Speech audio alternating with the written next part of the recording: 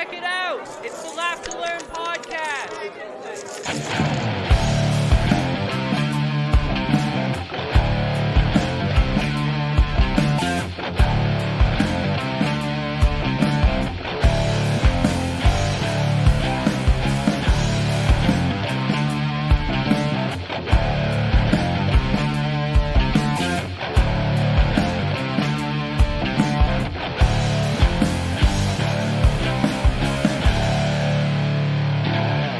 What is going on, everyone? Welcome to the Laugh to Learn podcast.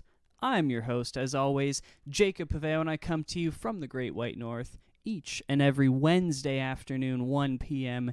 Eastern Standard Time, fresh for you to download either on your commute home from work. You can also stream it on Spotify or Google Podcast. There are also other streaming services, Apple Podcast, I think you can stream on, but I don't have an Apple device. Speaking of Apple, thank you so much for everyone for your support. Charting 3 weeks in a row to start the year. Well, I guess the last week of the year and the first 2 weeks, because last week we dropped off the charts.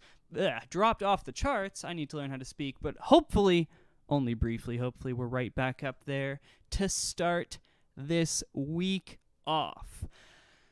All that being said, we have, for the first time this year, really, something to really speak about. So I'm really excited about this episode, excited to get into some real content, the meat and potatoes, as I don't know, for some reason my family always used to say. I don't know if that's, I've actually never thought about it. I don't know if it's actually a saying or not, because I've never heard other people use it as a phrase, but I'm going to use it as a phrase and hope that it is. So this week there's a whole lot going on around the Ukraine and Russia, and I want to talk about that. And I want to talk about how I think this is actually not the most important thing to be discussing. So we'll get to that as we go through this episode. But it just broke news this morning. Russia has said that they are vowing retaliatory measures if their demands surrounding the Ukraine are not met. So, if you are unaware, I've really only briefly touched on it on the podcast, and to be honest, it's not even covered that heavily in the news right now, but Russia has approximately 100,000 troops doing military training exercises near the Ukrainian border. Now, if you recall, back when Obama was still president, I think 2014, Russia actually annexed, which means they took over a northern part of the Ukraine called Crimea. Essentially what happened was there was a lot of civil unrest in the area. A lot of the local individuals actually supported the Russian government as opposed to the Ukrainian government, and they teamed up with Russian-born group of rebels who were funded by the Russian government to overthrow the local government and essentially pledge to be a part of Russia, and Russia absorbed them into their country. It was the first European border change since the fall of the Soviet Union and the redistribution of Europe. I guess just before the fall of the Soviets, the redistribution happened, finalized in the early 80s. But really, the borders were drawn long before then. It just took a while for the politics to actually come into play. So essentially, since the Second World War, no borders have been redrawn. And no, I'm not saying the Second World War ended in the 80s, but that's when the border lines were drawn, was just after the war, during peace negotiations, and of course, ultimately the borders came into effect as late as the 80s.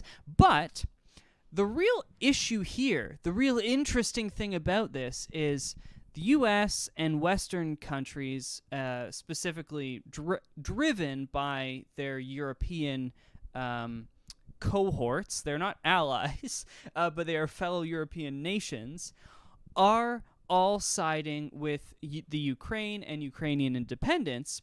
However, the Ukraine is not a member of NATO, which is, of course, the international ally made up of the United States, the United Kingdom, France, Australia, Germany, now it's Germany, of course, Canada, Japan, among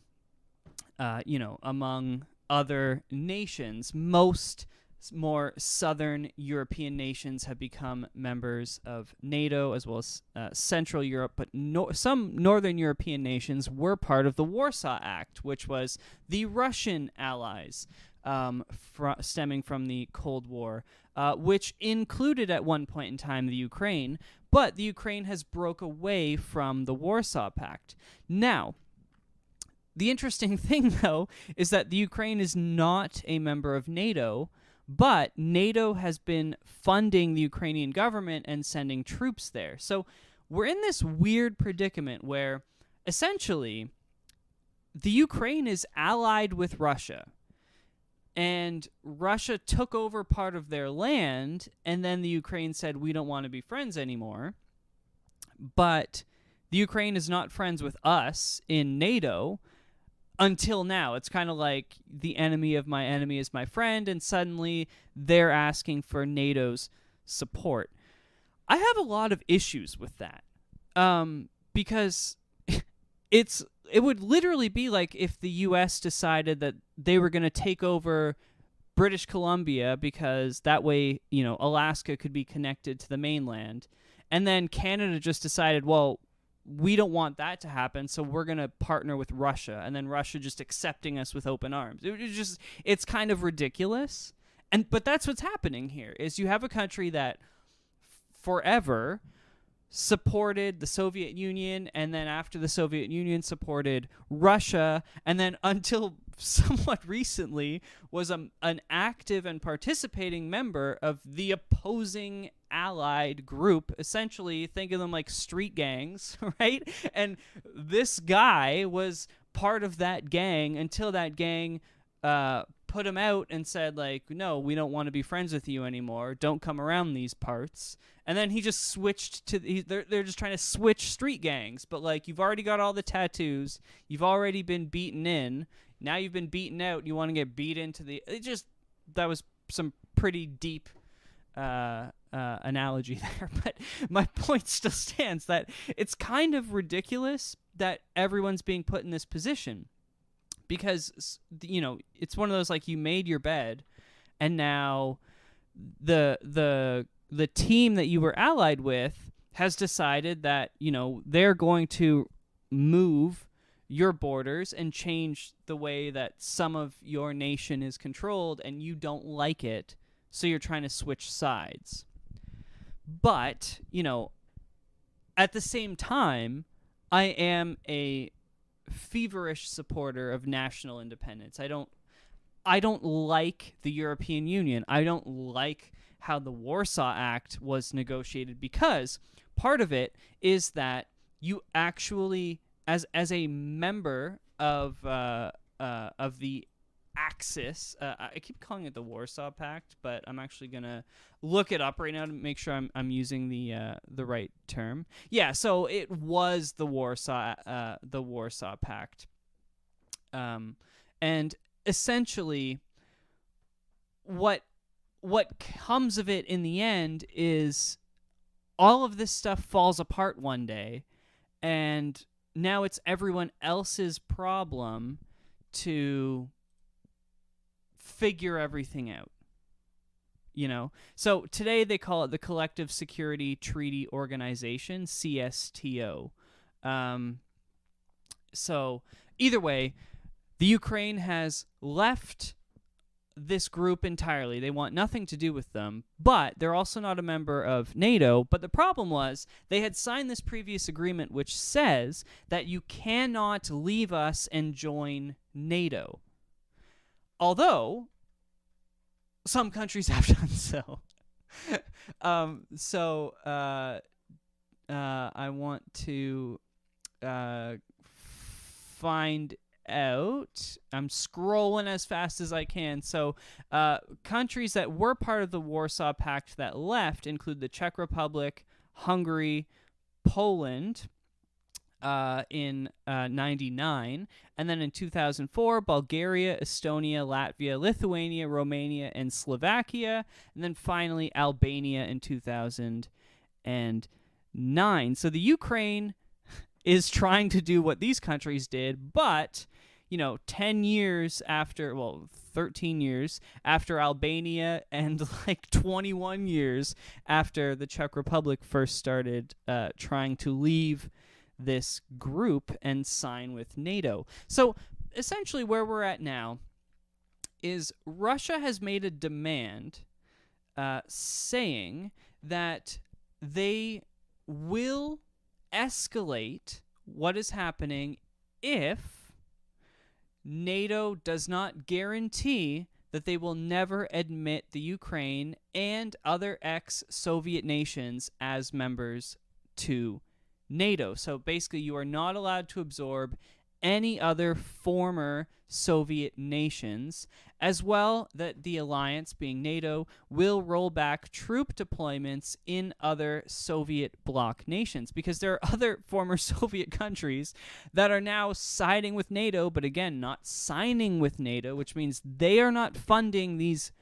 military actions, and it's actually the opposite, where NATO is funding military actions in those countries, such as with the Ukraine, where we are sending plane loads of weapons and military technology.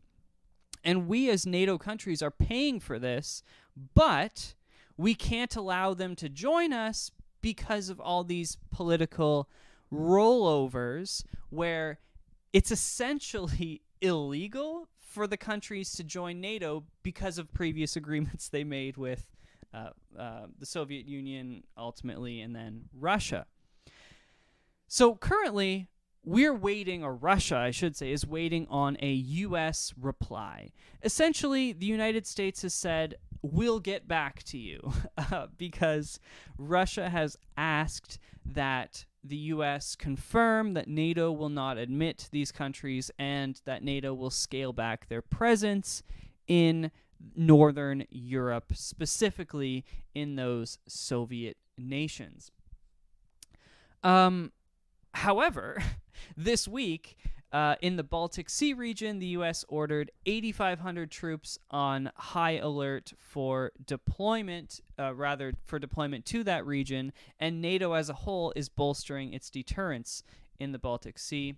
These Western nations have also sent, as I mentioned, plane loads of weapons to help the Ukraine strengthen its defenses amid the escalating tensions. Now, to make this even more interesting, because you have Russia, who has now come out and said that if the U.S. and NATO do not back down, that Russia will move military troops to Cuba, Nicaragua, and Venezuela, because, of course, Nicaragua and Venezuela are bastions of military and political success.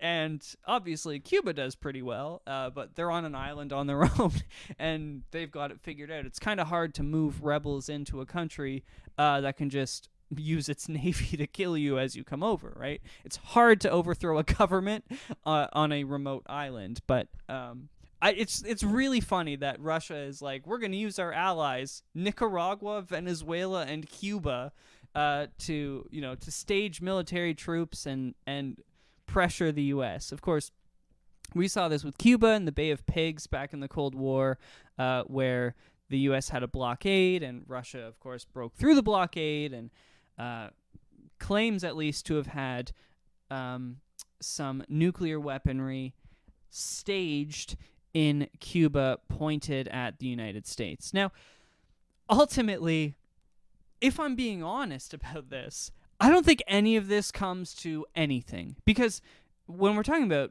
Venezuela and Nicaragua, the U.S. could not give two shits if Russia was staged in those two places, primarily because, there are a whole lot of countries around there with significant military capabilities, specifically Brazil and Mexico, who want nothing to do with Russia.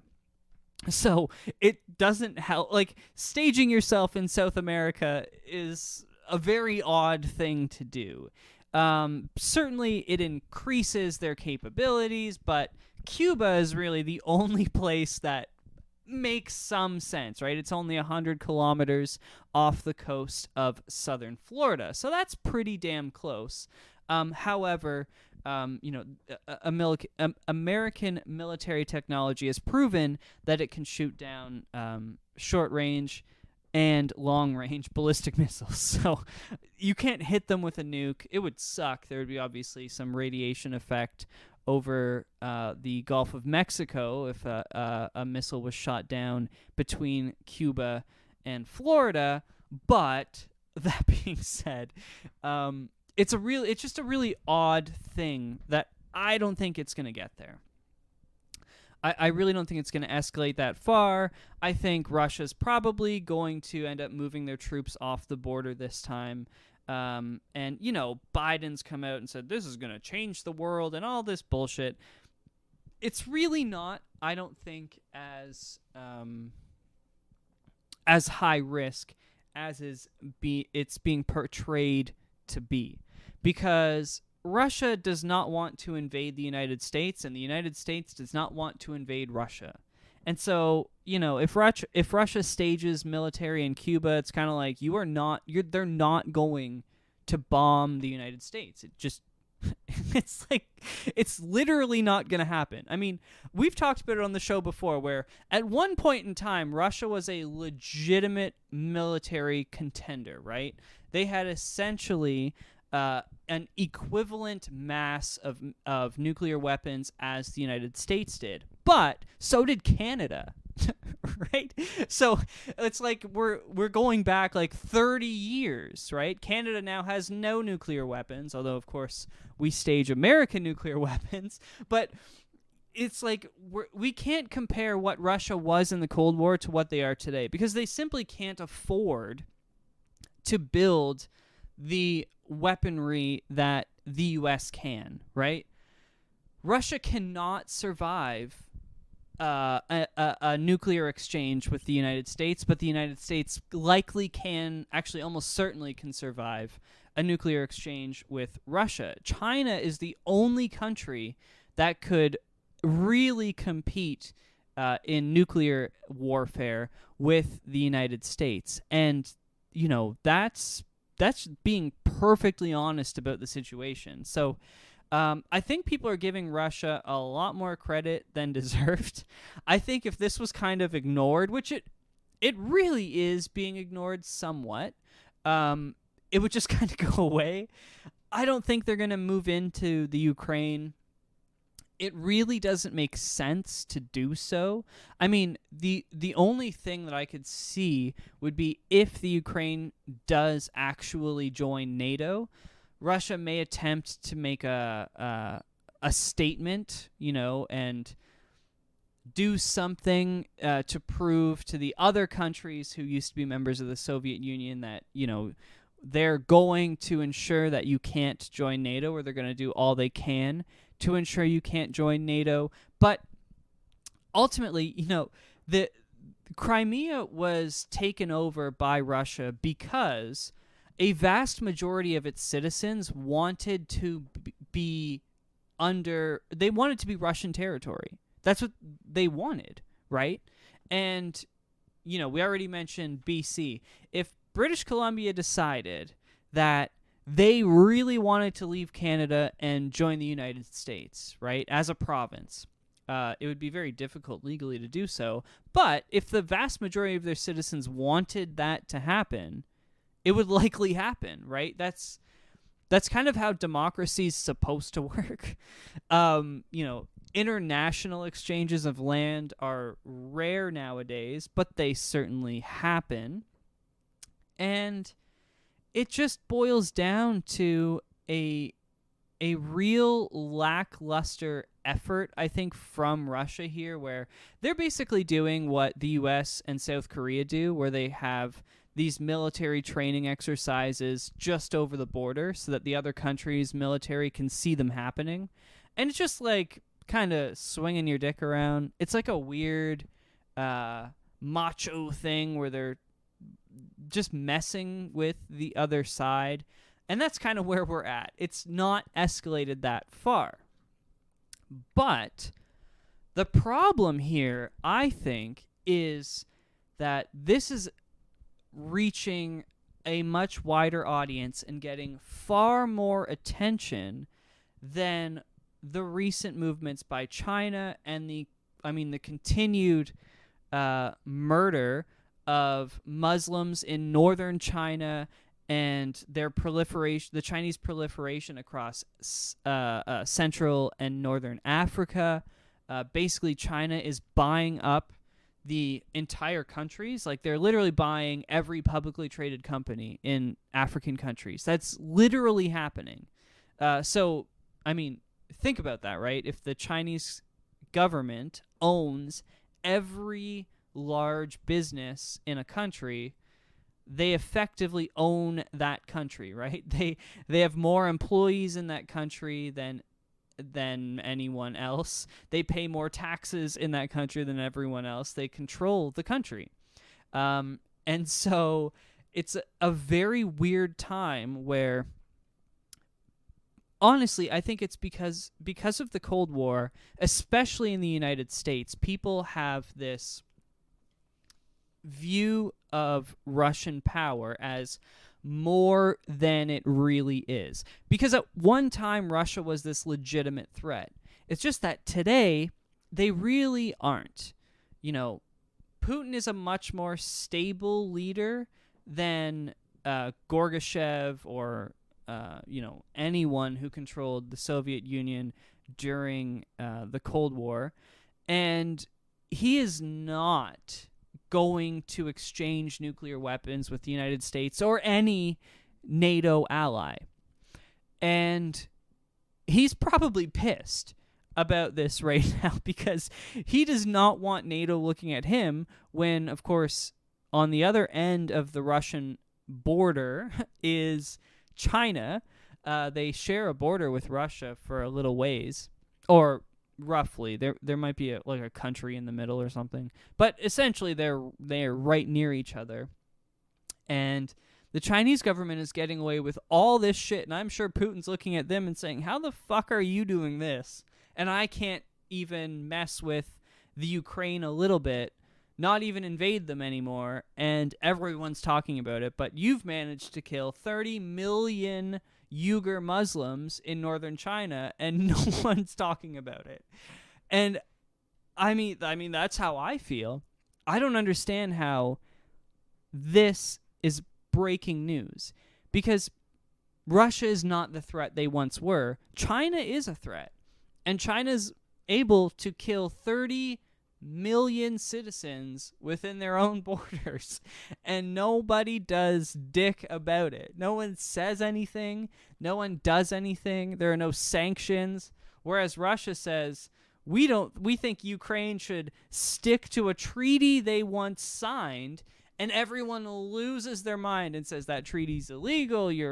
This is going to be war, and they're invading and moving troops and all this shit. It's actually mind-blowing. But at the same time, the more I thought about it, the more sense it made. Because really, if we aren't discussing, Russian troops at the Ukrainian border or COVID, really, what's there to talk about? Well, that would only leave China. And the problem is that, this, with Russia, is a conflict between two nations. So, NATO, the United States, whoever it may be, the European Union, can step in and try to mediate and get involved in it. And there are two parties. You can pick a side. Everyone gets to pick a side, and it's a whole thing. However, China is simply killing their own citizens. You don't have to cross borders to do that. And it makes it much more complicated because we've only ever seen genocide in relatively either in multiple nations, or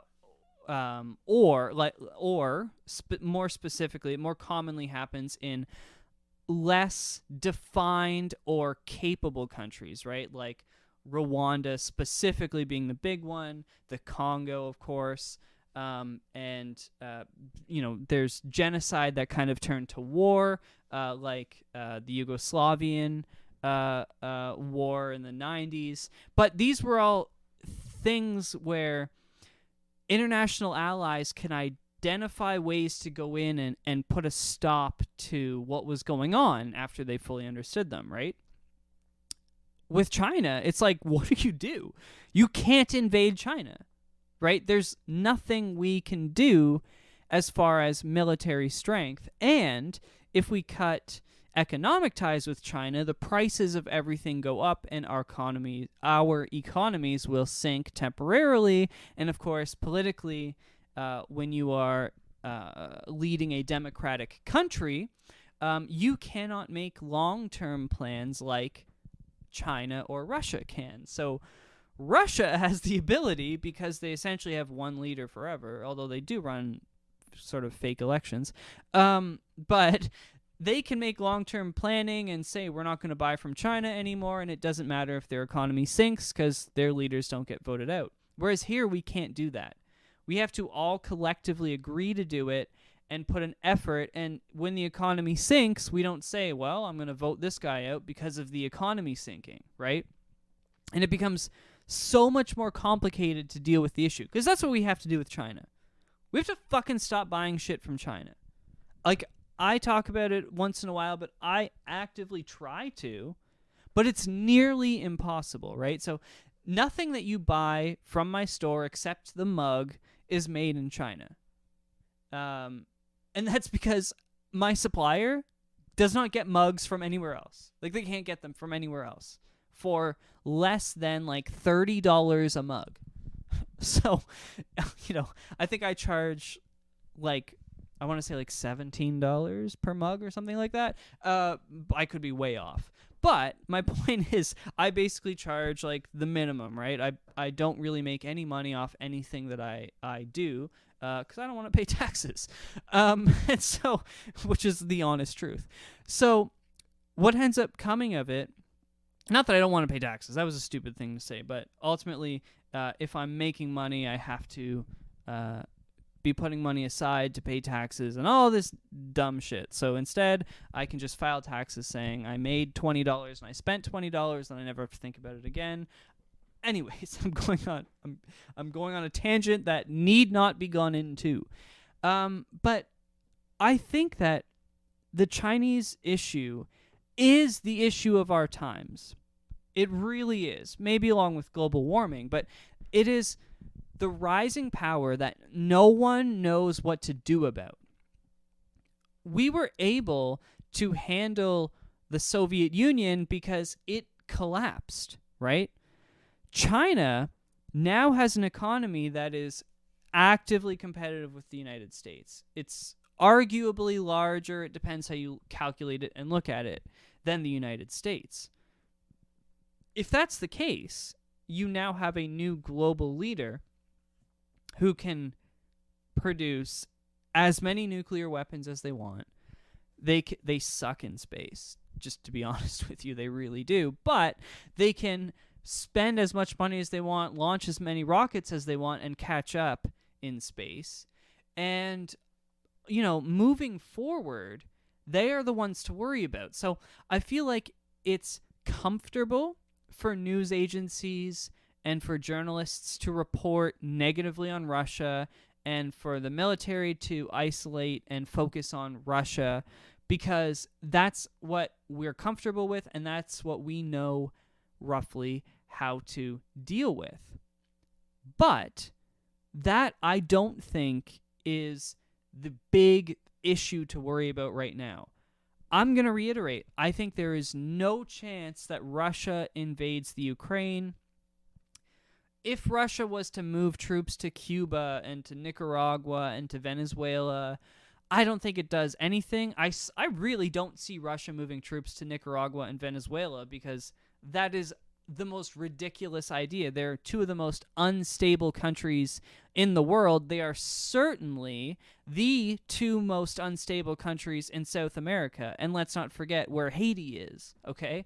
But I would rather be in Haiti right now than Nicaragua or Venezuela for political reasons. So it's kind of crazy that those are the allies that Russia gave a shout out to. And it's like, why is anyone taking this seriously? You know what I mean? It's like a rapper on stage who like shouts out his best friends in the front row that no one's ever heard of, and everyone just goes, "Oh yeah, okay."